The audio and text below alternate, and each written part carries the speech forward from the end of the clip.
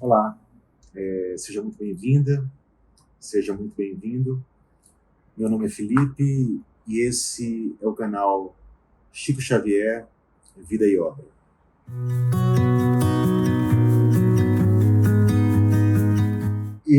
Nesse bloco, eu quero continuar a análise, assim, super improvisada, tá, gente? Eu fiz algumas anotações aqui no meu computador, hoje um pouquinho antes de gravar, mas é assim, como nós repetimos essa frase, eu e o João aqui umas 4 vezes, 3 ou 4 vezes hoje. Feito é melhor que perfeito, né, João? Isso foi algo com o qual eu sempre briguei na minha vida, porque eu sempre fui muito perfeccionista e o perfeccionismo, sobretudo se exacerbado, não é qualidade não, tá, gente? É defeito, tá? Acabe as coisas, conclua, tá? Dê o seu melhor, mas conclua. Porque que adianta ter 1000 projetos e não concluir nada, né? Como diz um escritor alemão lá, uma grama de ação é melhor do que uma tonelada de teoria. Uma grama de ação é melhor que uma tonelada de teoria. Mas é isso. Então eu sintetizei aqui algumas verdades desses livros de André Luiz, por exemplo, só para começar esse diálogo com vocês. A primeira eu falei no bloco anterior e a segunda é essa. Eu sei que nem todo mundo concorda, mas essa é verdade que eu extraí de muitos livros e é a minha verdade. Morte, o que é a morte? Morte é vida em outro lugar. Morte é vida em outro lugar. Sim, nós somos eternos. Olha que verdade consoladora, gente. Olha que verdade bonita. Grande parte das discussões humanas, desde sempre, quem somos, de onde viemos, para onde vamos, né? Sim, nós somos eternos. É o que os livros trazidos pelo Chico nos mostram com 1000 exemplos, felizes e infelizes. Sim, o corpo morre, mas a alma não. Sim, você nunca vai se separar para sempre das pessoas que ama, gente. Olha que verdade mais poderosa é essa. O amor verdadeiro, o amor da mãe pelo filho, do filho pela mãe, de um irmão, de marido e mulher, um amor verdadeiro, sabe? Que qualquer amor que seja verdadeiro, de amigo, ele não acaba. Toda separação é provisória, é temporária. Tudo bem. O Espiritismo ele fala com mais clareza, com muito mais clareza, sobre o nosso destino depois da morte do corpo físico. Mas toda religião, gente, toda religião muda um ângulo ou outro, mas todas elas concordam que as coisas não acabam por aqui, não é? Todas elas concordam que há um depois. O que não concorda é o materialismo. Aliás, o Geraldinho dos Neto, ele sempre diz isso. Ele fala, olha, o espiritismo não veio combater nenhuma religião, não. O espiritismo não veio combater nenhuma religião, não. O espiritismo veio combater o materialismo. Gente, é muito triste, eu acho. Um dos primeiros livrinhos que eu publiquei, um livro jurídico, tá? Em 2007, pela Saraiva, eu coloquei como epígrafe uma frase do grande escritor gaúcho Mário Quintana, o grande poeta, né? Ele não é espírita, não que eu saiba. E ele tem uma frase que eu coloquei no comecinho desse livro, que diz assim, deixa eu ver se eu lembro, nesse mundo de tantos encantos,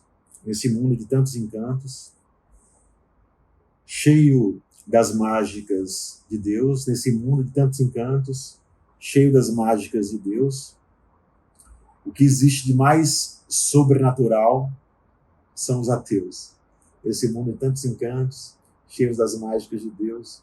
O que existe de mais sobrenatural são os ateus. Eu acho essa frase bacana assim, mas não é como crítica aos ateus não, tá, gente? Não é isso, não é isso. É como deve ser difícil ser. Eu não sei se eu aguentaria as coisas do mundo, as injustiças aparentes do mundo, sabe, sem acreditar numa verdade maior. Eu acho que o mundo seria terrivelmente cruel e talvez boa parte da depressão que assola hoje, né, as pessoas, venha daí. Tá? Eu acho que um dos deveres, aliás, desse conhecimento é alertar de modo muito claro, por exemplo, quem atenta contra a própria vida, não tem coisa mais grave, é o único drama real que existe, eu acho, o maior dos problemas. Chico dizia que essas pessoas levam de 100 a 200 anos para se recuperarem, talvez até mais, tá, gente? Então, nós temos o dever de falar com muita clareza sobre isso, e eu espero falar aqui mais nesse espaço sobre isso mais adiante. Mas eu quero dizer isso, sabe? Que, por exemplo, a Europa, gente, se nós formos analisar a Europa, lá, falando de modo geral, claro, né, o materialismo impera, entendeu? Lá o materialismo impera. E é incrível como certas discussões são distorcidas ou com o conhecimento fica pobre mesmo por conta disso. Por exemplo, Allan Kardec, embora seja francês, é praticamente desconhecido lá, né? Eles têm como certo que esse conhecimento foi superado. Mais adiante, eles vão ver que superados são eles. Que esse materialismo vai ser, nesse século XXI ainda, tá? Nesse século XXI ainda, eu acho que não vai demorar. Vai demorar, assim, uns 30 anos e tal, meados desse século, a gente vai ter outra visão sobre muitas dessas coisas. Mas, enfim, eu quero dizer basicamente isso, que essas verdades, esses conhecimentos que os livros do Chico trazem, não visam combater, se chocar com nenhuma religião. Não. São conhecimentos que tentam se contrapor ao materialismo. O materialismo é que é a grande chaga da humanidade. Achar que somos só esse corpo aqui, que essa é a única dimensão, que essa é a única verdade. Não, não é assim. Não é assim. Tá? As religiões, pessoal, todas elas podem levar a Deus, todas elas têm pessoas maravilhosas, e como tem pessoas ruins também em todas elas, entendeu? Obviamente, isso é uma verdade. O que importa, basicamente, é como você age. Como eu disse em outro encontro, tem ateus, o próprio Betinho, lembra ele? Da campanha contra a fome lá, 20 anos atrás? Era um ateu que fez uma campanha que, na época, mobilizou o Brasil para combater a fome. Quer dizer, uma vida dessa vale muito mais que tantas outras vidas, não é verdade? Agora, uma terceira verdade que eu extraí das obras de André Luiz. Seguinte, estamos sempre ligados às nossas próprias obras. André Luiz fala, por exemplo, que a nossa consciência reflete as luzes ou as trevas das nossas criações individuais. E ele diz ainda em outra passagem que tudo fica registrado. Tudo fica registrado e cada um recebe de acordo com as próprias obras no momento próprio. Olha essa frase dele aqui, pessoal, que bacana. Ele fala assim, que todos os crimes e todas as falhas da criatura humana se revelam em algum dia, em algum lugar. Todos os crimes e todas as falhas da criatura humana se revelam em algum dia, em algum lugar. Porque assim, sabe, gente, Deus é amor. Sim, Deus é amor. Mas é também justiça. Tá? Esse é um ponto que fica muito claro em todas essas obras. Essa, por exemplo, aqui é uma obra chamada Ação e Reação, que foi psicografada também, claro, pelo Chico. E outra coisa importante, né, pessoal? Quanto maior o conhecimento, maior a responsabilidade. Quanto maior o conhecimento, maior a responsabilidade. Aquela velha história, aquela velha verdade, né?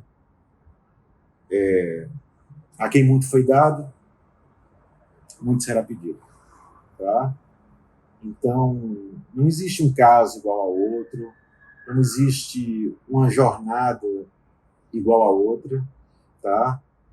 Em cada passagem há circunstâncias agravantes e atenuantes, mas nossa consciência sabe muito bem onde o calo aperta, onde erramos mais, onde erramos menos, onde estão nossas maiores fraquezas, tá?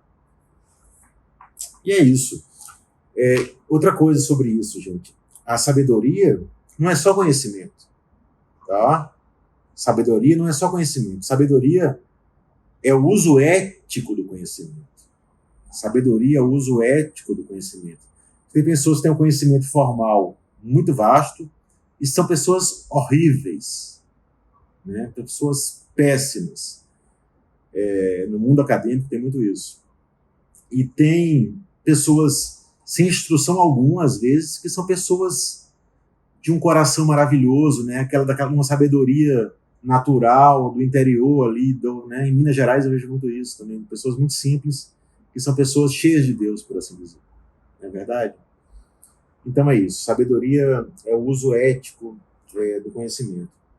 Eu vou para fechar, gente, esse bloco. Eu não sabia nem se falava aqui.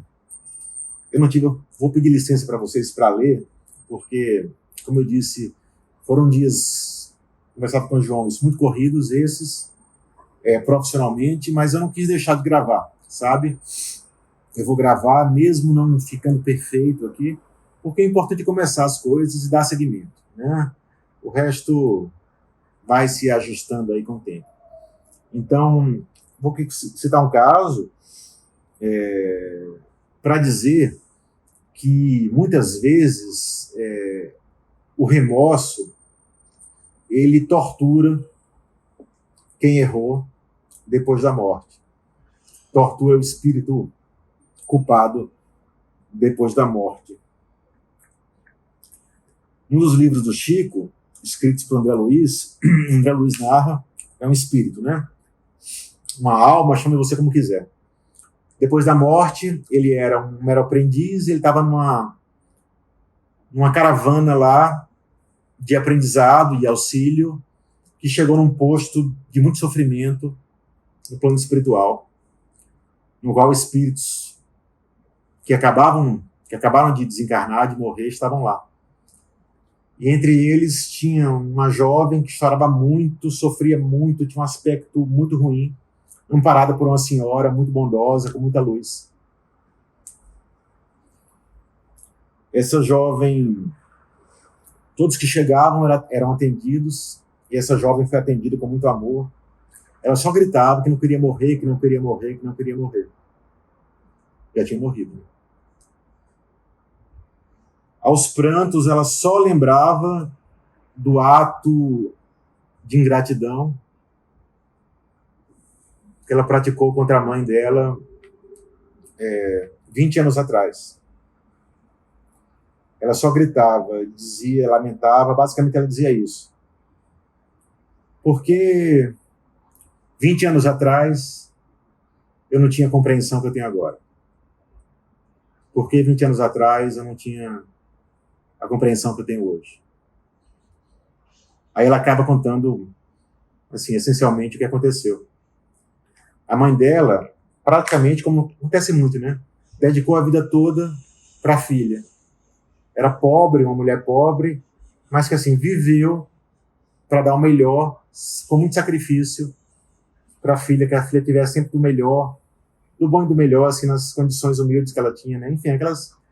É muito da mulher também isso, né, gente? A mulher tem essa generosidade de viver para os filhos, é algo muito bonito. Mas, enfim, embora fosse muito pobre, essa mãe, né? E todos tivessem contra ela, ela enfrentou todas as oposições, pensamos que era, né? Bem lá atrás. O pai dela, dessa garota, era muito rico, mas não teve coragem de assumir a relação e abandonou as duas, mulher e filha, deixou elas na pobreza, embora fosse um homem muito rico. O que aconteceu? Quando o pai morreu, muitas décadas depois, uma parte da grande herança ficou para essa menina. Entendeu? Ficou para ela. Ela que vivia com a mãe, que a mãe sempre cuidou, viveu para ela com muita dificuldade, trabalhando para dar o melhor para a filha.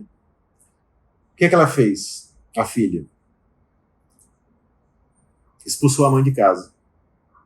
Expulsou a mãe de casa, porque a filha tinha recém-casado com um homem muito vaidoso, um cara da pior espécie, e ela, apaixonada pelo cara também, para se elevar assim, no conceito dele, sabe, para fazer bonito pro novo marido, ela expulsou a mãe de casa, inventando que a mãe não era, na verdade, mãe dela, não, que tinha roubado ela ao nascer. Aí essa moça, né, depois da morte, nesse estado lastimado que ela estava, ela só falava assim, eu vou ler porque eu não lembro, né? Padre, ela achava que estava com o padre lá, né? Padre, perdoe-me, e chorando muito, né? Perdoe-me em nome de Jesus. Quando eu me vi jovem e dona do imenso patrimônio que meu pai me deixou, eu me envergonhei do anjo maternal que sempre cuidou de mim e me aliei ao homem vaidoso com quem casei, expulsando minha mãe da nossa casa.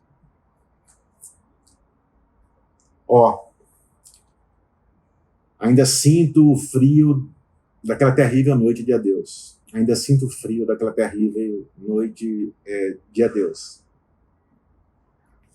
Atirei-lhe no rosto frases cruéis. Para justificar minha maldade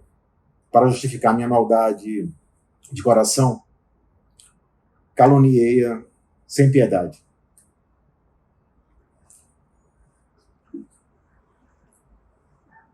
Pretendendo me elevar no conceito do homem com quem casei, menti que ela não era minha mãe. Apontei-a como ladra comum que me roubara ao nascer. E para fechar, gente, ela falou isso. Lembro-me do olhar de dor e compaixão que ela me lançou ao se despedir. Não se queixou, nem reagiu. Apenas me olhou tristemente, com os olhos inchados de chorar. E o André Luiz vê que essa senhora, que estava ao lado dela, só acalmava essa moça que tinha acabado de morrer, assim, desencarnada. Minha filha, não se excite, tenha calma, descanse, vai ficar tudo bem, entendeu?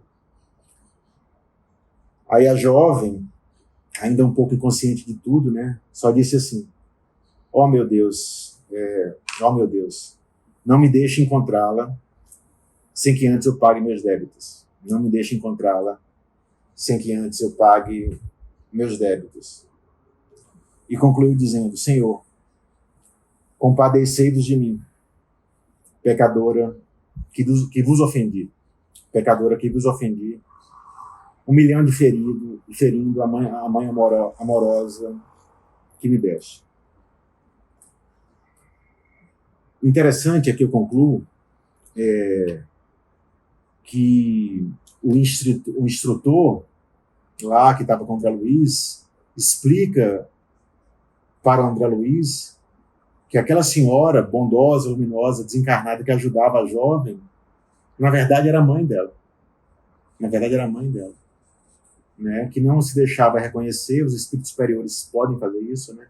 Para não causar um abalo, né, ainda maior, um abalo traumático ainda maior naquela jovem desencarnada.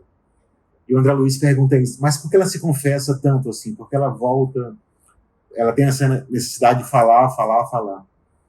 E o instrutor explica que isso é muito comum, que nós, sobretudo depois da morte, nós relembremos com muita insistência no delito maior, quando há algo muito sério, né, na última existência dela. Ela falou isso aqui, ó. As faculdades mentais de nossa irmã sofredora se estagnaram no remorso.